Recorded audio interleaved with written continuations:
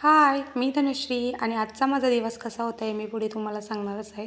त्याआधी दिवसाची सुंदर अशी सुरुवात या सूर्य उदयाने झाली आणि बघू शकताय सुंदर असं सकाळी वातावरण झालं होतं आणि आज मी या पद्धतीने रांगोळी काढली होती आणि बघू शकताय खूप छान अशी सुंदर रांगोळी आज पण मी काढली होती आणि त्यानंतर आज ओवीच्या डब्याला बनवली होती मेथीची भाजी आणि चपाती. तर माझं इथं डबा भरणं चालू होतं तर ओवीची गडबड चालू होती.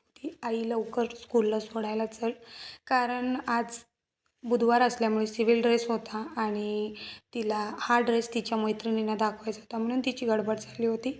त्यानंतर यांना टाटा बाय बाय केलं आणि चाललो आम्ही ओवीला स्कूलला सोडण्यासाठी. तर आज यांची तब्येत ठीक नव्हती त्यामुळं ओवीला सोडण्याची जबाबदारी माझी होती. येता येता स्वामींचं पण खूप छान असं दर्शन घेतलं. आल्यानंतर सगळी कामे आवरली आणि या पद्धतीने जेवण करून घेतलं.